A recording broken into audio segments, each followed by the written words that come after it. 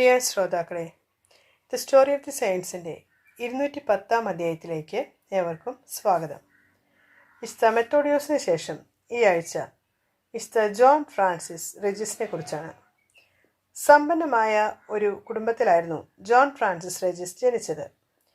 ബാല്യത്തിൽ തന്നെ തനിക്ക് വിദ്യാഭ്യാസം പകർന്നു നൽകിയ ഈശോ സഭയിലെ സന്യാസിമാരിൽ അദ്ദേഹം ആകർഷനാവുകയും ആ സഭയിൽ ചേരുവാൻ ആഗ്രഹിക്കുകയും ചെയ്തു. തൻ്റെ 18-ാമത്തെ വയസ്സിൽ ജോൺ സെമിനാരിയിൽ ചേർന്നു.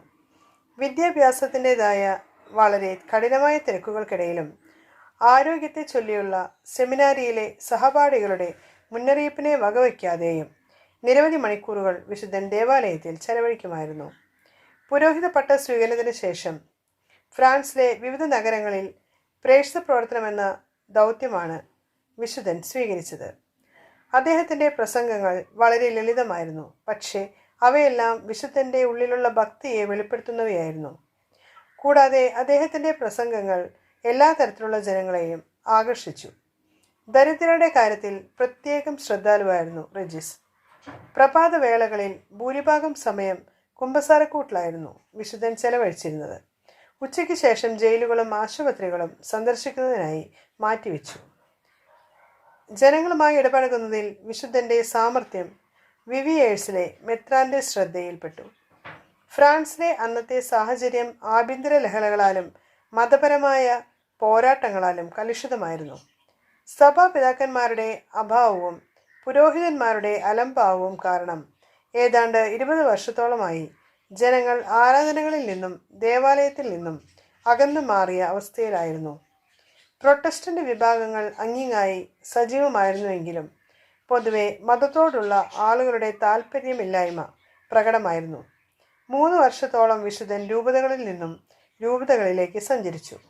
നിരവധി ആളുകളെ ക്രിസ്തീയ വിശ്വാസത്തിലേക്ക് ആനയിക്കുന്നതിൽ വിശുദ്ധൻ വിജയം കൈവരിച്ചു. കാനഡയിലെ വടക്കേ അമേരിക്കൻ ഇന്ത്യക്കാർക്കിടയിൽ സുവിശേഷ പ്രഘോഷണം നടത്തുന്നതിനായി വിശുദ്ധൻ ആഗ്രഹിച്ചിരുന്നെങ്കിലും ഫ്രാൻസിലെ ഒറ്റപ്പെട്ട പ്രദേശങ്ങളിൽ പ്രവർത്തിക്കേണ്ടതായി വന്നു. അതായിരുന്നു ദൈവഹിതം. അവിടെ അദ്ദേഹത്തിന് പ്രതികൂല കാലാവസ്ഥയെയും മഞ്ഞിനെയും കൂടാതെ നിരവധിയായ മറ്റുള്ള തടസ്സങ്ങളെയും നേരിടേണ്ടതായി വന്നു.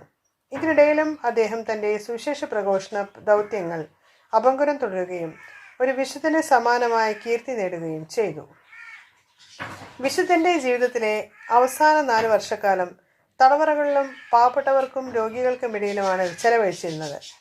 1640 വസന്തകാലത്ത് ജോൺ ഫ്രാൻസിസ് റെജിസ് തൻ്റെ നാളുകൾ എണ്ണപ്പെട്ട് കഴിഞ്ഞുവെന്ന് മനസ്സിലാക്കി. ദൈവത്തെയും ദൈവത്തിൻ്റെ സ്നേഹത്തെയും കുറിച്ച് ജനങ്ങളോട് പ്രഘോഷിച്ചുകൊണ്ട് വിശുദ്ധൻ നിത്യസമ്മാനത്തിനായി വേണ്ടവിധം തയ്യാറെടുപ്പുകൾ നടത്തി. ഡിസംബർ 31 വിശുദ്ധൻ തൻ്റെ ആത്മാവിനെ ദൈവത്തിൻ്റെ കരങ്ങളിൽ സമർപ്പിച്ചു. നിന്റെ കരങ്ങളിൽ ഞാൻ എൻ്റെ ആത്മാവിനെ ഏൽപ്പിക്കുന്നു എന്നായിരുന്നു വിശുദ്ധൻ്റെ അവസാന വാക്കുകൾ. 1737 ജോൺ ഫ്രാൻസിസ് റെജിസിനെ വിശുദ്ധനായി പ്രഖ്യാപിച്ചത്. ഇനി നമുക്ക് ഇന്നത്തെ ചിന്താവിഷയം എന്താണെന്ന് ശ്രദ്ധിക്കാം. പോരായ്മകൾ പരസ്പരം പറയാൻ സാധിക്കണം. തിന്മകളും പോരായ്മകളുമെല്ലാം ചൂണ്ടിക്കാണിച്ച് തിരുത്തണം.